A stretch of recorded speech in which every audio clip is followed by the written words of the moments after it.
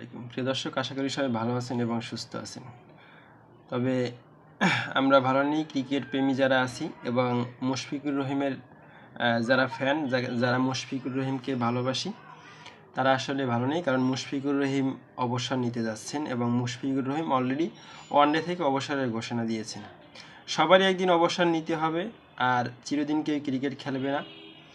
তো তারপরও মুশফিকুর রহিমের অবসরের যে সময়টা, সেই সময়টা আসলে একটা মানুষের অবসরের সময়, যখন মানুষ ভালো কিছু করে দেশের জন্য, কিন্তু তার তার নিজেকে নিজে সাপোর্ট করতে পারে না, সময় তাকে সাপোর্ট করে না, আর তখনই কিন্তু তার কেরিয়ারটা একটা হুমকির মুখে পড়ে বা তার কেরিয়ার নিয়ে অনেক সমালোচনা এবং আলোচনা হয়। ঠিক তেমনি মুশফিকুর রহিমই কিন্তু তার বিকল্প নয়। মুশফিকুর রহিমের ব্যাপারেও এমনটাই ঘটেছে। তামিম থেকে শুরু করে মাশরাফি এবং মাহমুদুল্লাহ রিয়াদ, সবার সময় এমনটাই ঘটেছে। যখন তারা পারফর্ম করতে না পেরেছে, তখনই তাদের নিয়ে সমালোচনার ঝড় উঠেছে একের পরে। আর সেইখান থেকেই অভিমানে হয়তো মুশফিকুর রহিম তিনি কিন্তু এই বাংলাদেশ ক্রিকেট থেকে, বিশেষ করে ওয়ানডে থেকে অবসরের ঘোষণা দিয়েছেন। ওয়ানডে থেকে অবসরের ঘোষণা দিলেও তিনি থাকছেন টেস্টে, আর টেস্টে হয়তো তাকে দেখা যাবে।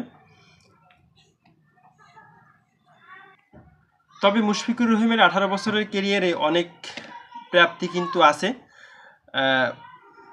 অনেক প্রাপ্তিও আছে। 274 ম্যাচ কিন্তু খেলেছেন 18 বছরে। তার ক্যারিয়ারে অনেক রেকর্ডও কিন্তু আছে, ভালো মন্দ জড়িয়ে অনেক রেকর্ডও আছে মুশফিকুর রহিমের। যেমনটা তাকে নিয়ে সমালোচনা আছে, তেমনটা কিন্তু বাংলাদেশ ক্রিকেটে তার অবদানটাও কিন্তু কোনো কারণেই ভুলে যাওয়ার মতো নয়। আর এই দীর্ঘ ক্যারিয়ারের সময়টায় একটা খেলোয়াড় বলেন বা একটা মানুষের জীবন বলেন, সবসময় কিন্তু ভালো মন্দ জড়িয়ে কিন্তু মানুষের জীবন থাকে। কিন্তু আমাদের দেশের ক্রিকেটাররা কখনোই তার প্রাপ্য সম্মানটুকু পায় না। কারণ যখনই তাকে নিয়ে সমালোচনা করা হয়, তখনই তাকে টিম ম্যানেজমেন্ট বলেন, বিসিবি বলেন, তারা কিন্তু অবহেলার চোখে দেখে। ঠিক তেমনই কিন্তু বিগত দিনে হয়েছে মাশরাফির ক্ষেত্রে, মাহমুদুল্লাহ রিয়াদের ক্ষেত্রে। কিন্তু মাহমুদুল্লাহ রিয়াদ নিজেকে নিজের সাথে লড়াই করে, নিজেকে প্রমাণ করে, নিজেকে অনন্য উচ্চতায় নিয়ে গেছেন এবং তাকে নিয়েও কিন্তু এখন সমালোচনা হচ্ছে, ট্রোল হচ্ছে। বিগত এই চ্যাম্পিয়ন ট্রফিতে কিন্তু তিনি চলতি চ্যাম্পিয়ন ট্রফিতে তিনি কিন্তু ভালো পারফর্ম করতে পারেননি। কিন্তু একটা প্লেয়ার তো সবসময় ভালো পারফর্ম করবে না। যাই হোক, মুশফিকুর রহিমের এই যে অবসরের ঘোষণাটা, আমি মনে করি একদিকে ঠিক আছে, একদিকে ঠিক নেই। কারণ সামনে বিশ্বকাপ আছে, সামনে বিশ্বকাপের কথা মাথায় রেখেই কিন্তু তিনি নূতনদেরকে বা তরুণদেরকে সুযোগ করে দিতে চান। তাই এখনই এই 2025-এর শুরু থেকেই, বা চ্যাম্পিয়ন ট্রফির তো বাংলাদেশের জন্য শেষ, এই চ্যাম্পিয়ন ট্রফির শেষ থেকেই তিনি অন্য কাউকে অবসর নিয়ে অন্য কাউকে সুযোগ করে দিতে চান, যার কারণে অন্য কেউ যেন সুযোগ পায় সামনে বিশ্বকাপের একটা প্রস্তুতি নিতে। আর টিম ম্যানেজমেন্টও এখানে ভালো একটা প্লেয়ারকে খুঁজে নিতে পারবে।